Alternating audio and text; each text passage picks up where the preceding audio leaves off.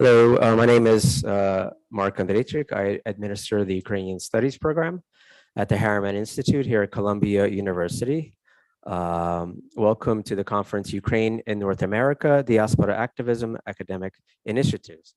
I am very, very happy to see you. And I always say that at the beginning, but I really mean it this time, especially because we've been postponing this conference so many times. Originally, it was to be held in October 2021, and all the panelists were ready, and we were ready to go. And of course, COVID derailed that, and then we tried to reschedule for April 2022, and that did not work either for the same reason. Then we decided, hey, why don't we just do it online? We were thinking that we were getting quite frustrated, but I'm glad that we persevered, and I'm so happy that most of us are here in person. We had a couple hiccups along the way, so some of the panelists will be joining us through Zoom, but it's nice that we have that possibility these days, and that will not take away from our discussion the next 3 days.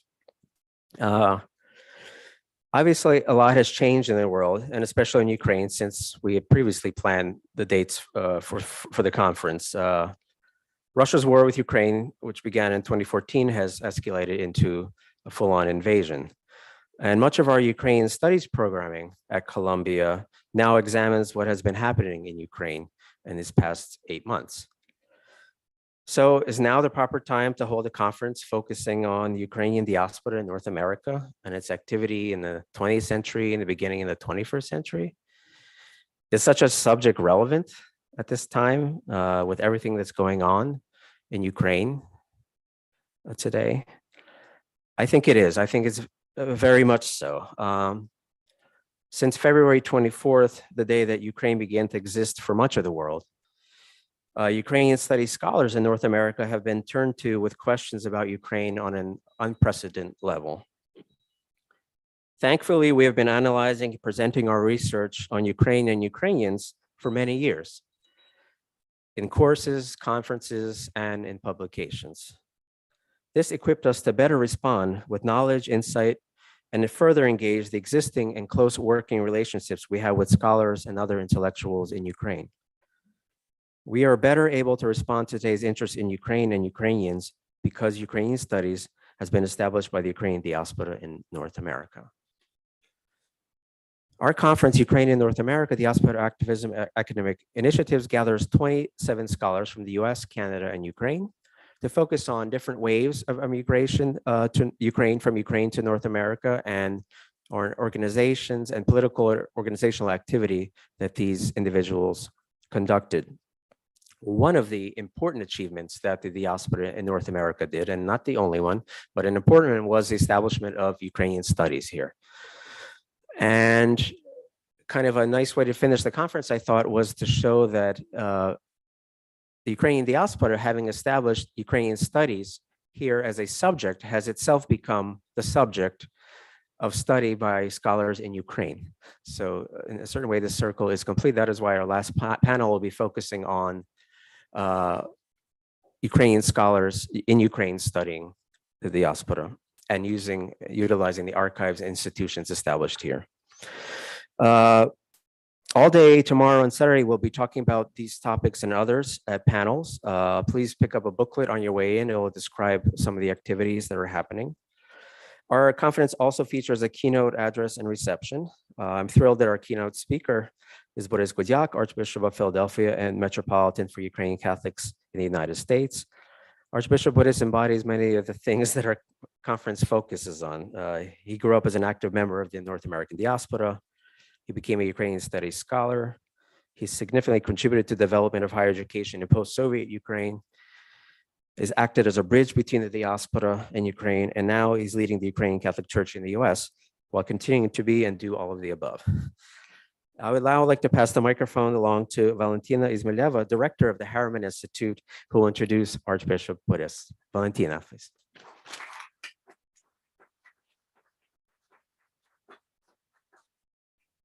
Thank you, Marko, and welcome to all of you. It is a great pleasure to welcome you on behalf of the Harriman Institute and to open this forum which celebrates the role of Ukrainian diaspora in North America,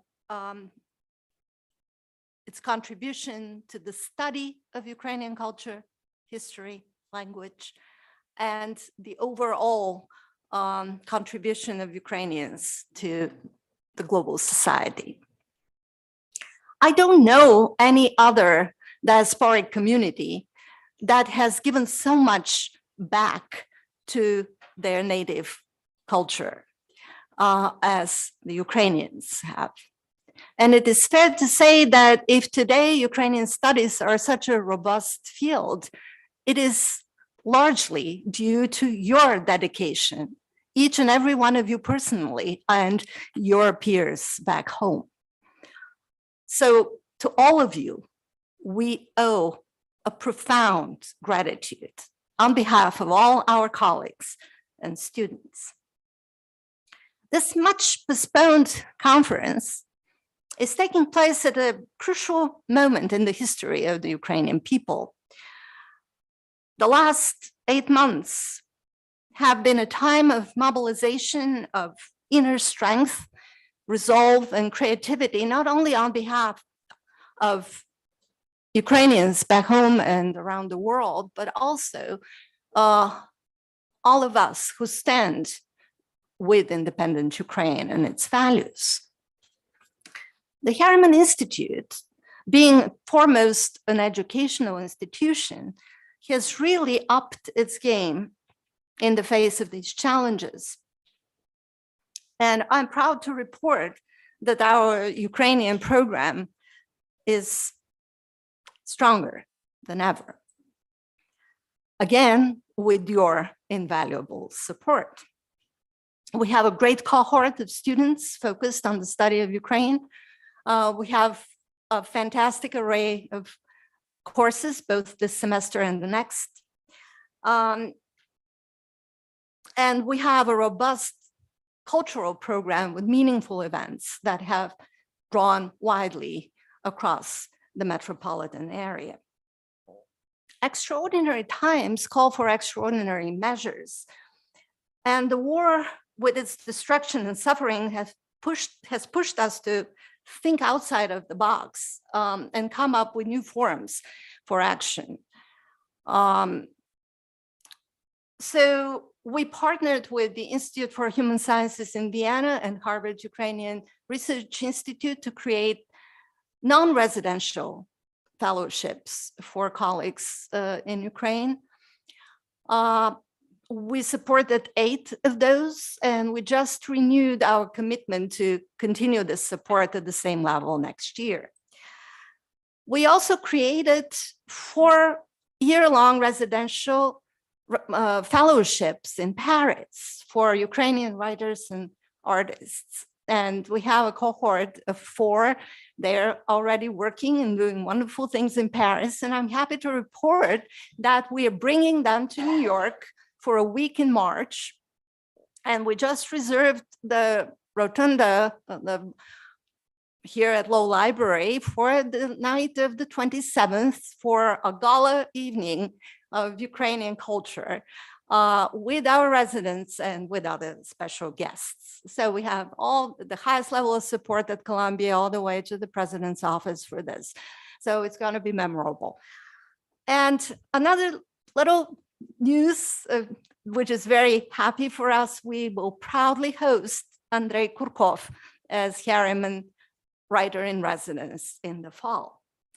So this is how we fight the war on the home front, every day a little bit, step by step, toward the inevitable victory, because as Father Gudziak said in his Easter service this year, for those of us who believe in the resurrection, we know how the story ends. Which brings me to my main task this evening, to introduce our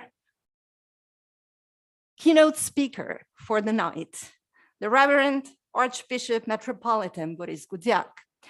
It's an incredibly honorable role for me, very moving, because he's a personal hero of mine. And it's also because it's a very easy task. He needs no introduction, really. A leading Catholic thinker, intellectual, church historian, globally recognized for academic achievements. He's also a renowned spiritual leader, sought after for pastoral inspiration around the globe. He received a BA in history and biology at the Syracuse University in his hometown, and then went on to receive a degree in theology from the Pontifical Oriental Institute in Rome, and then a PhD in Slavic and Byzantine cultural history from Harvard. Upon graduation, he went to Lviv, where he taught and then was the rector and the president of what became the Ukrainian Catholic University. In 2012, he was elevated by the former Pope Benedict to the rank of Archbishop of Ukrainian Catholics in France, Belgium, Holland, and Switzerland. And in 2019, he returned to North America to head the Ukrainian Catholic Church in the Eastern United States. I just want to share with you two facts about how renowned he is in Catholic circles, not just around people who care about Ukraine, but those who care about Catholic and Christian thought.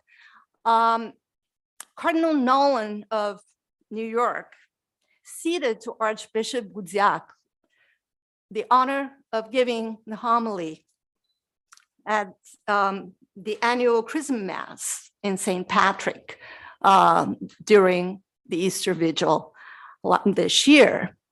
And the University of Notre Dame awarded him an honorary degree and gave him the honor of presenting the commencement address this past May. So please join me in welcoming Father Gudziak, who also does us the honor of giving the talk at the opening of this conference today.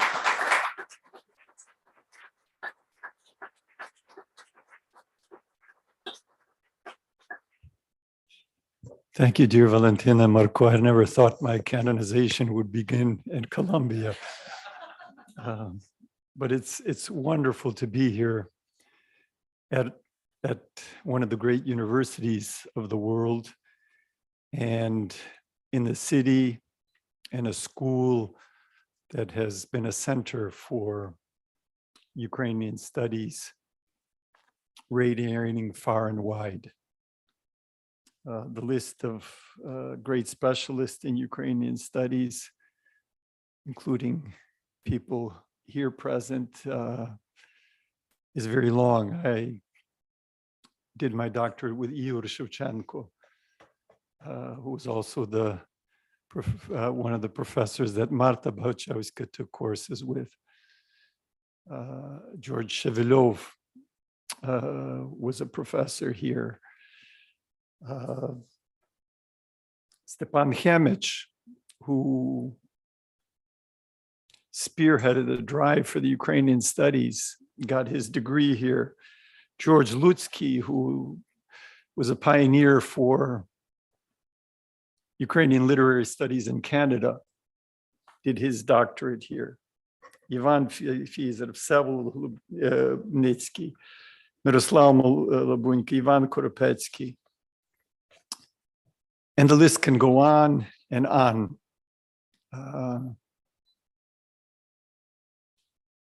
So it is really an honor to be here with you at this time when we all are living a Ukrainian moment.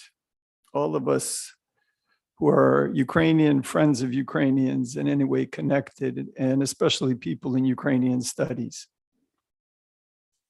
Today, Ukraine is the epicenter of global transformation.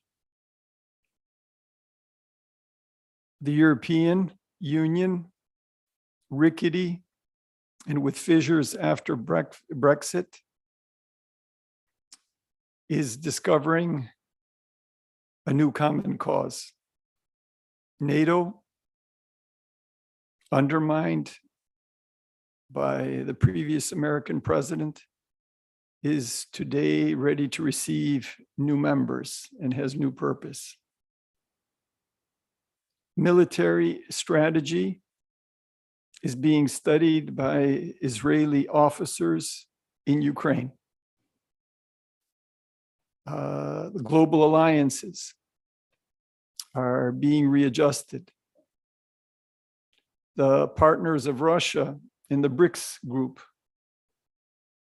Brazil, India, South Africa, are reconsidering the nature of their relationship with the aggressor. All of a sudden, the world is discovering what the term breadbasket of Europe means for the Middle East and North Africa. We all, looking down the road past or through this energy crisis, which has affected the global economy and the pockets of everybody, but particularly the poor, looking through this massive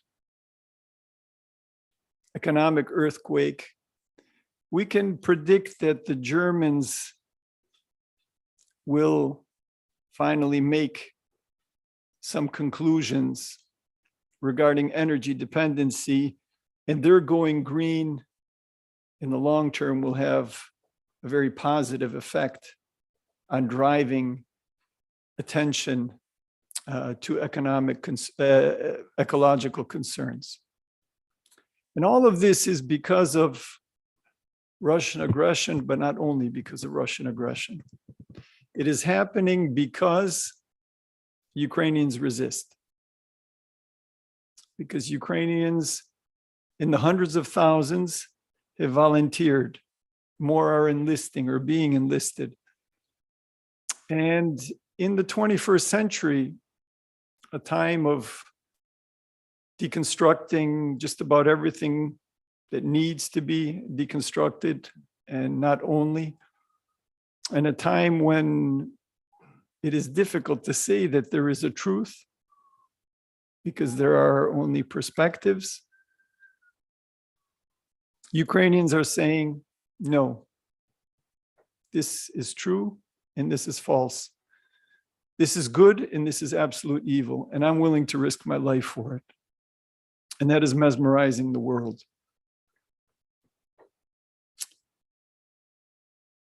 A world that is learning about Ukraine, and through Ukraine is learning about Russia and about much else.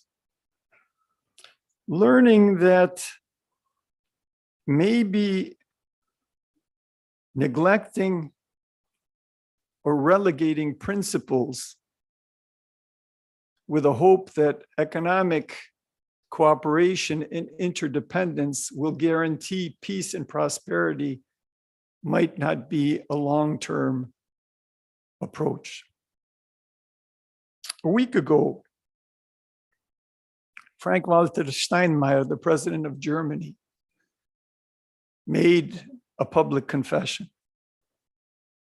The 25th, he finally was in Ukraine. And 2 days later, he said, Putin not only broke the rules,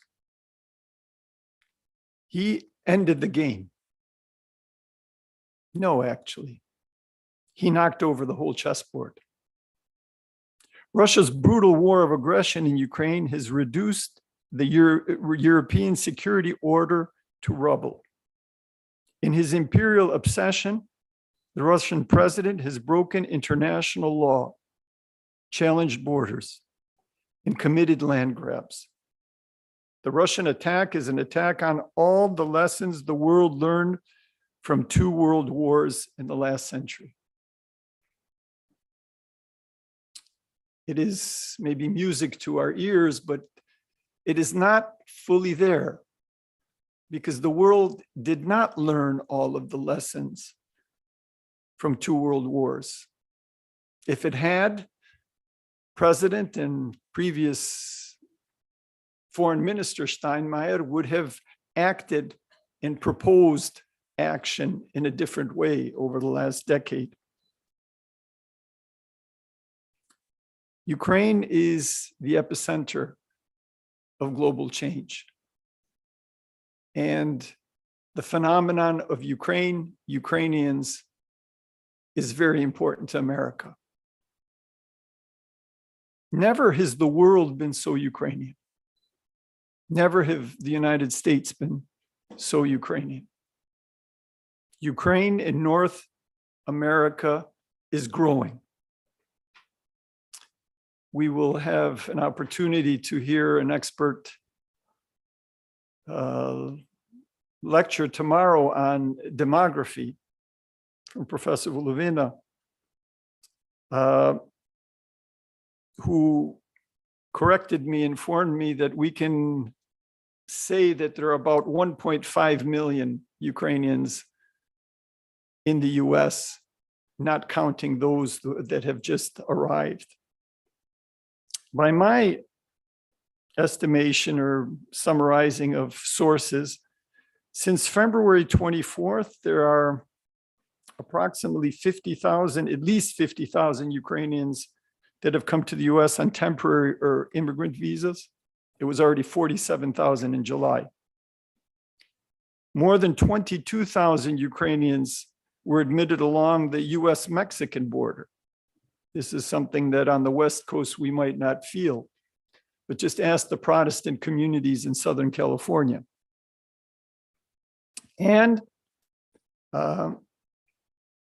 75,029, that's the official statistic, the last tabulation for the program United for Ukraine, the humanitarian parole program. That is really approaching 200,000. 200,000 Ukrainians came to the US recently. And the concept of Ukraine in North America is changing. It is a veritable fifth wave. And its size is unprecedented because the immigrants and refugees are coming in such a short time. Now, polls say that many Ukrainians want to go back, and indeed many have gone back. If there were over 3, maybe 3.5 million Ukrainians in Poland, now it's around 1 million. Some have gone back, some have gone on. There's 1 million in Germany, 300,000 in Italy, 150,000 in France, 200,000 in Great Britain.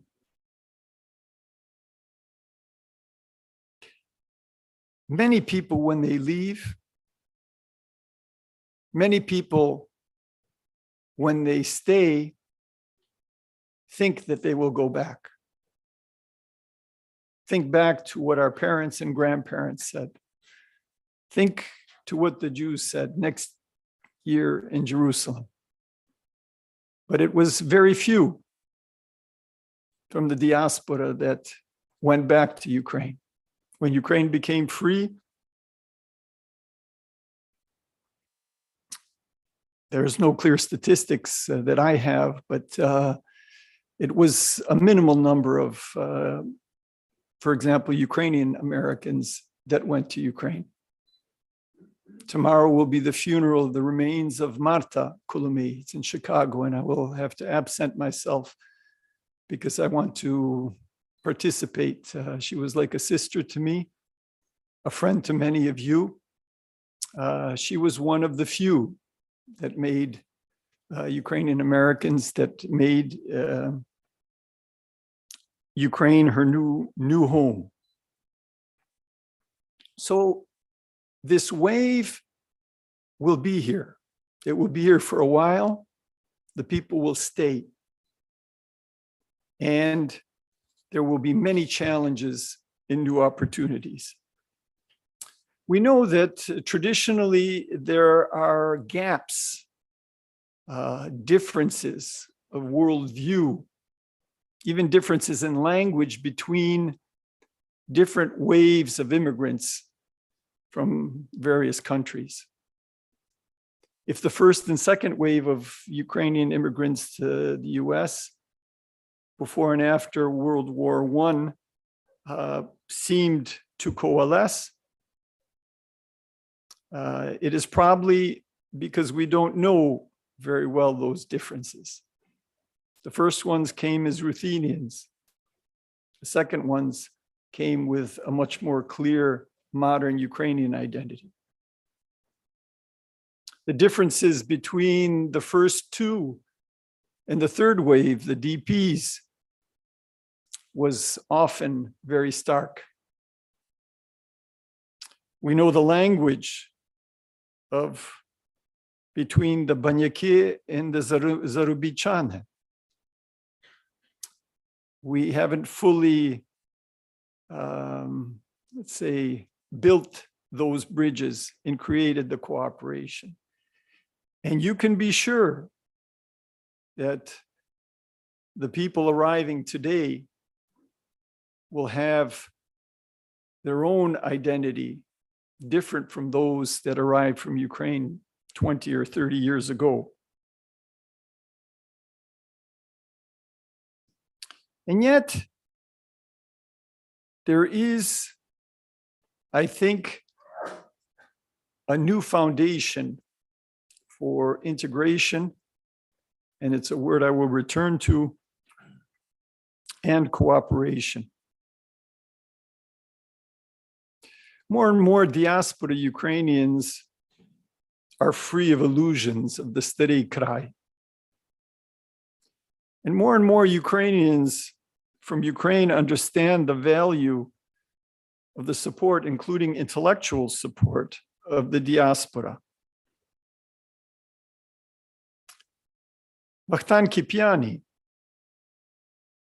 in the past, Russian-speaking Ukrainian of Georgian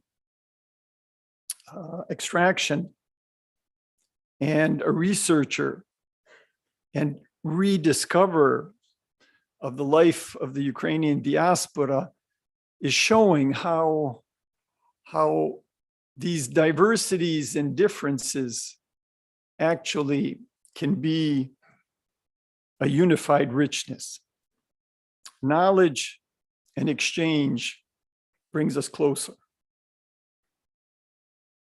And with the youngest generation of entrepreneurs and educated people, actually with the whole youngest generation, we have the phenomenon of global Ukrainians, digital nomads, who might be constantly on the move, who might be constantly virtually present in many places,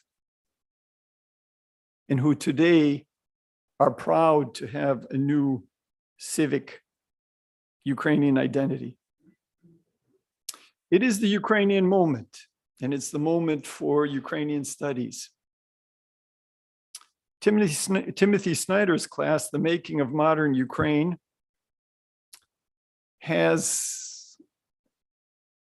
on average, about 200,000 views for each class. Some have been above 500,000, some are at 40,000, the latest classes. Those of us who taught, those who were students in Ukrainian studies seminars with 2 or 3, can only smile with satisfaction that our field is growing. Bucha, Irpin, Izum, Bakhmut, words that many people in the diaspora never knew. I will confess that I did not. Today are household names.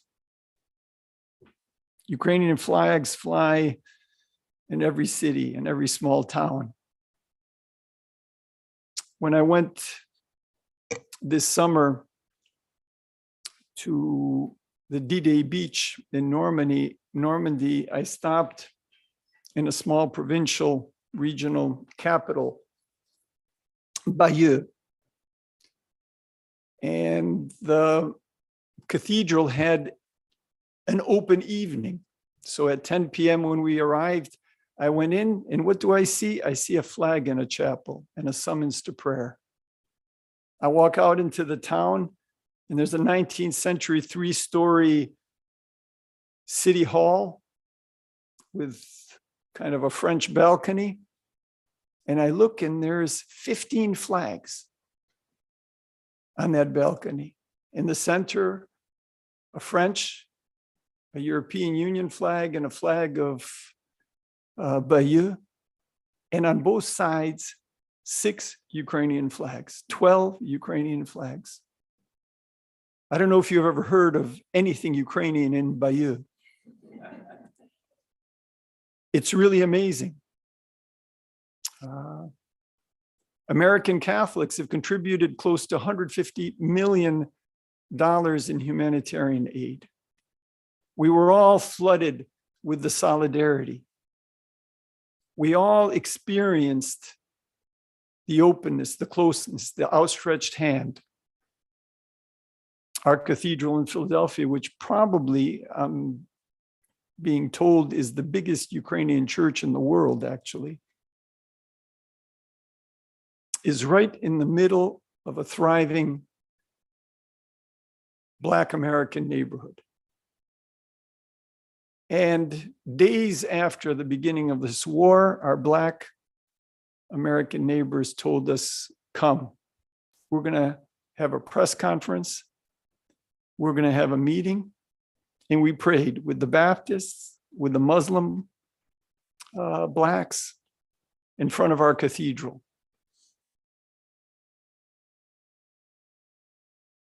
That kind of encounter and that kind of exchange was not the pattern of many of our churches, and it was not our experience.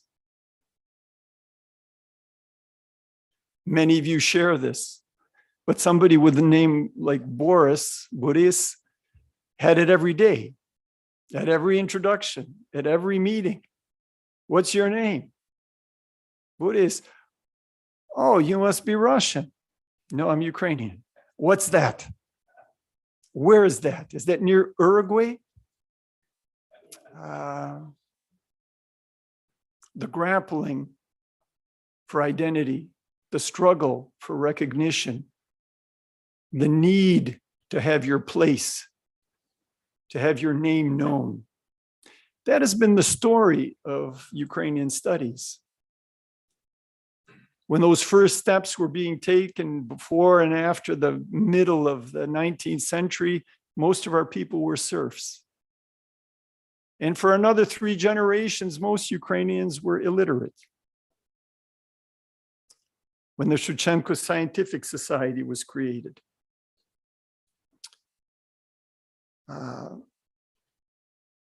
In that very year, we had something that we're hearing echoes of again, the Voluyev Circular.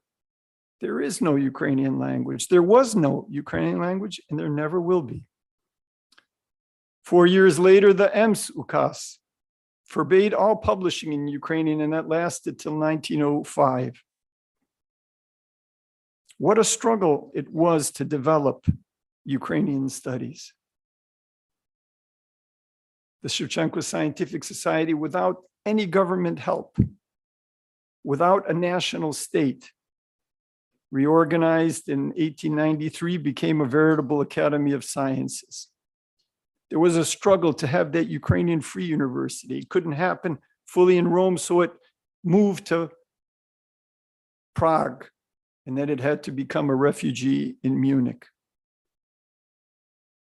Metropolitan Sheptytsky tried to create a Ukrainian university, a free Ukrainian university. There were universities in Soviet Ukraine under Stalin, In 1928, he created the Theological Academy, but even that could not get accreditation from the Polish interwar government.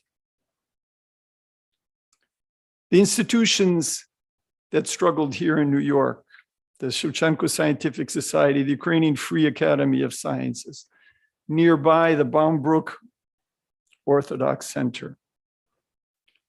So much in the diaspora was a struggle for this identity. Our studies were connected with social justice. It was a defense of our very existence. And Columbia is a place where we had friends, beginning with Clarence Manning and the whole tradition of Ukrainian studies. Today, Columbia and the Harriman Institute is one of the rather few places that really believes in area studies, where this was not wiped out in the 1990s or early 2000s, where there has been an integration of the achievements of diaspora institutions and the broader scholarly world, where people like the bereaved Mark von Hagen, not a Ukrainian at all, led the Harriman Institute, but was also a professor of the Ukrainian Free University. Not only that, in 1993, when Lviv was hosting the Congress of the International Association of Ukrainian Studies, and those, we need to think back what 93 was like. Mark von Hagen, Frank Sisson, and Ola Andrievska brought in their baggage paper cups for the reception at the end of the inauguration of the Institute of Church History, which was the first cornerstone of the future Ukrainian Catholic University. Ukrainian studies has been a community. It has been a relationship of friendship. It has been a collection of people that, like the biblical stand of David against Goliath, that root for the underdog.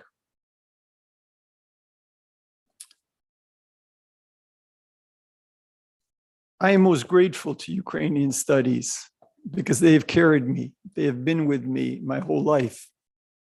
My father was not only a donor, my parents were not only donors, but my father was a fundraiser for Ukrainian studies. He went door to door in Syracuse to collect for the Ukrainian Studies Fund.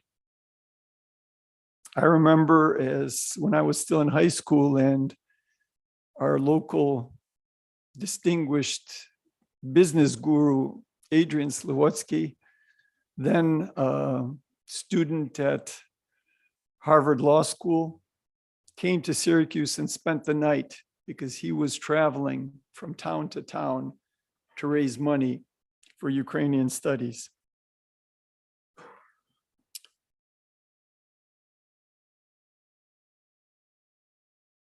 In our childhood, we had the schools of Ukrainian studies. In Syracuse, it's been working nonstop since 1953. It was a great blessing in my life to go to Rome and live and study with Patriarch Joseph Slipi. It was 1980. Joseph Slipi was already 88 years old. He carried with him in his body, in his eyes, in his stature, the legacy of the struggle that continues today. There were all of 11 of us at the Ukrainian Catholic University. It was a joke for many. Not only those on the outside, but many people in the Ukrainian community said, this is not serious. This is the result of trauma. It's understandable. It's fantasy. Much of our work and much of our institutional life has been the life of hopeless causes. It seemed impossible, unlikely, unpopular, not politically correct, not fitting in. But it has been the diaspora activism that is pushed, that is provided, that is prayed for this network of research, of learning, of publication, the value of which today is recognized like never before. Some Ukrainians say, you know, it takes only to say you're Ukrainian and people say, I want to stand by you. Let me take a selfie with you. All of you, as Marcos said, are being approached to answer questions, to explain. Because today it's clear without an understanding of Ukraine, its history, its culture, one cannot understand what is happening in the world. And slowly, with our help, the world will move from shock and surprise to knowledge that will convert, that will change, that will transform. It's a beautiful vocation. It's a beautiful calling. This is our future. Ukrainian studies is an academic discipline, but not a purely academic discipline, because it has never turned its back on the human moment, on the poor, on the oppressed, on the marginalized.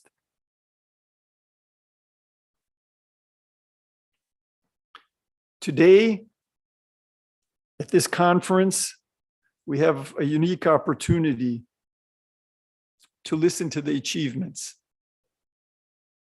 to make some conclusive summaries, and to look forward.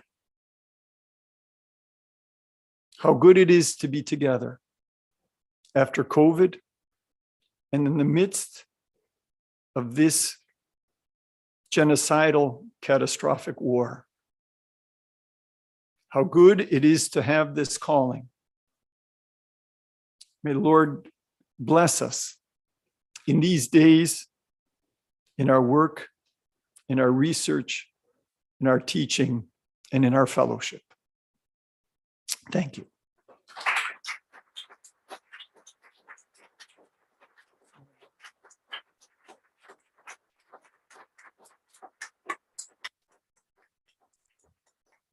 Thank you very much, Archbishop Kuzak, for a wonderful, wonderful keynote talk. We had agreed that if there were some questions, we'd honor them, and Archbishop was ready to answer them, or we could move over to the Ivy Lounge for a reception, and we could have a more casual conversation there. So, but if there are any questions, we have a few minutes left for that as well. Yes, please.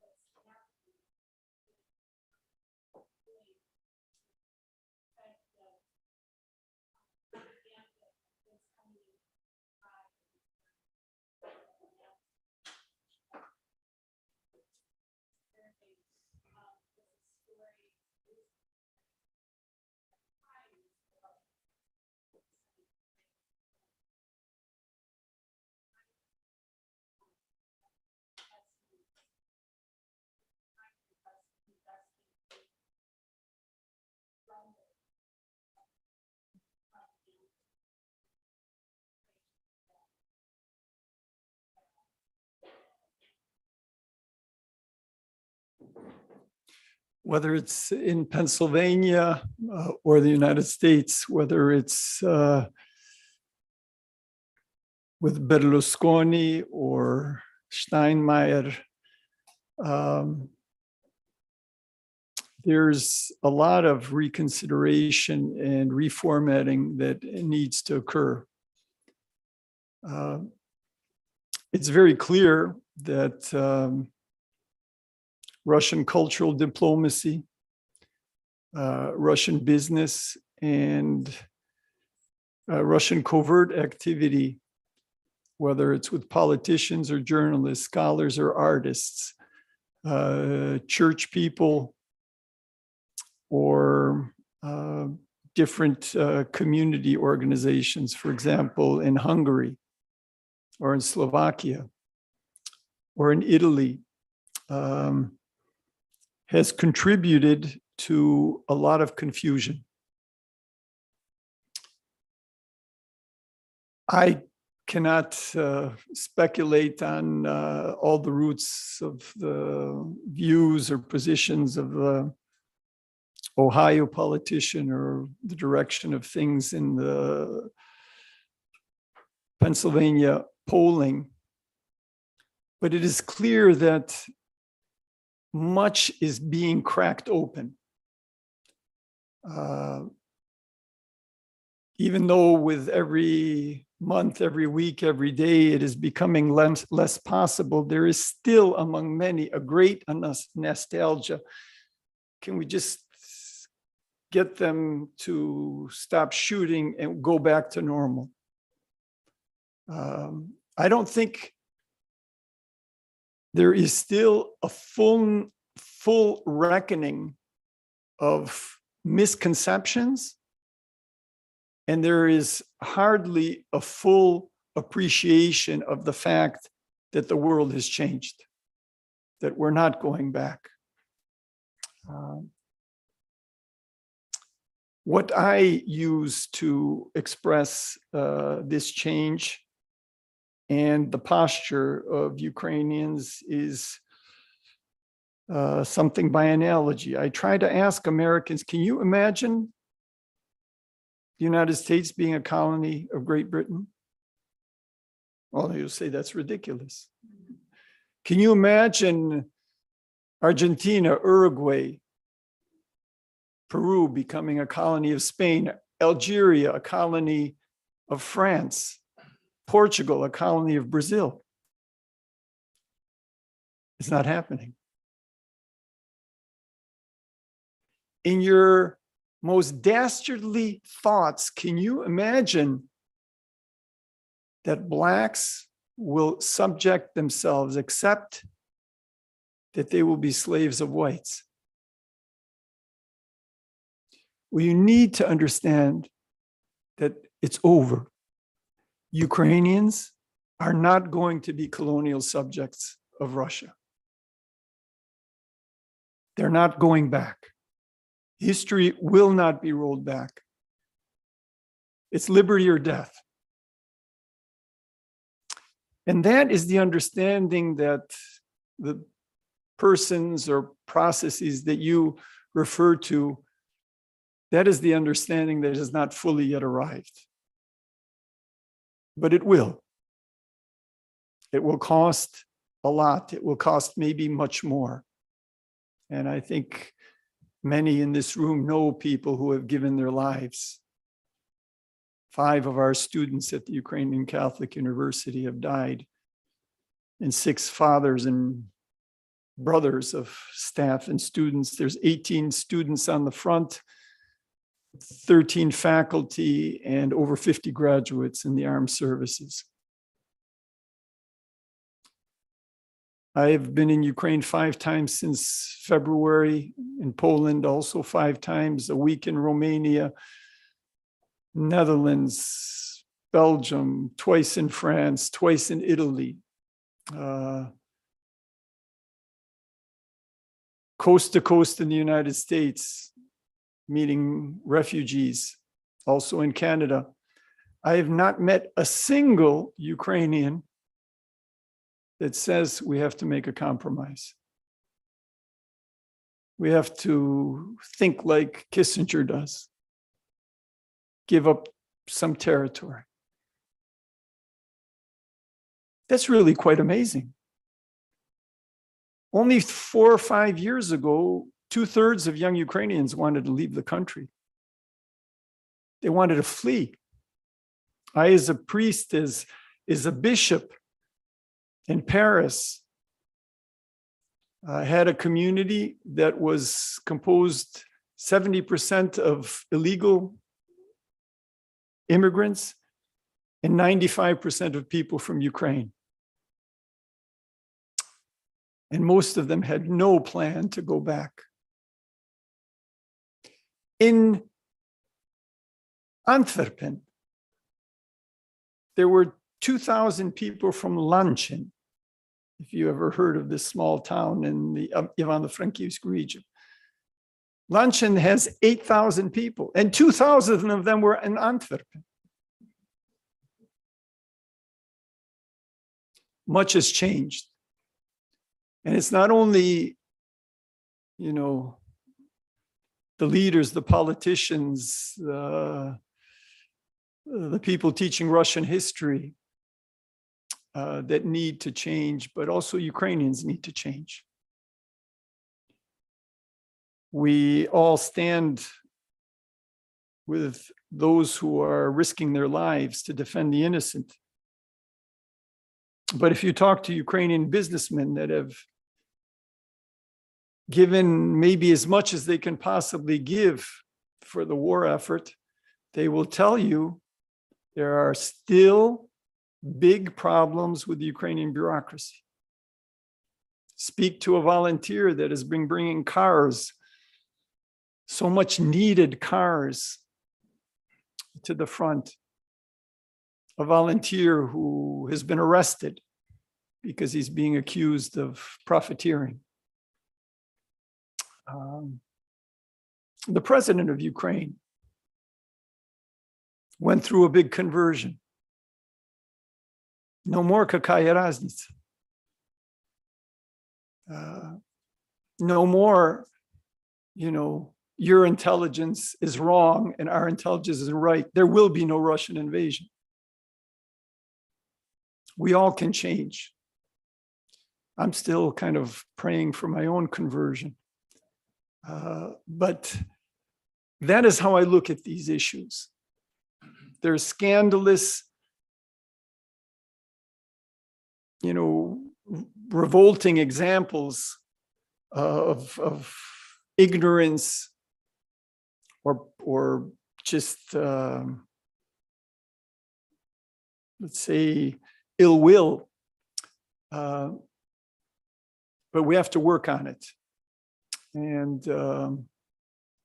the change is going. And I believe that we're not going back. Exactly where we will go, that is not clear. And I think Ukrainian Studies has a big responsibility to help people understand. There are truths in history and human experience, and I think Ukraine is waking people up to that. And I hope those politicians will wake up as well. Sir, we have to move on to the next program. So thank you again. Please make your way over to the Ivy Lounge. It's right next door. And if you haven't yet, we have wonderful atlases by Professor Volovina that was mentioned by the Archbishop, and they're yours to keep as a nice keepsake of this gathering this weekend. So on your way to Ivy Lounge, be sure to get a copy for yourself. And thank you to Professor Volovina for bringing them.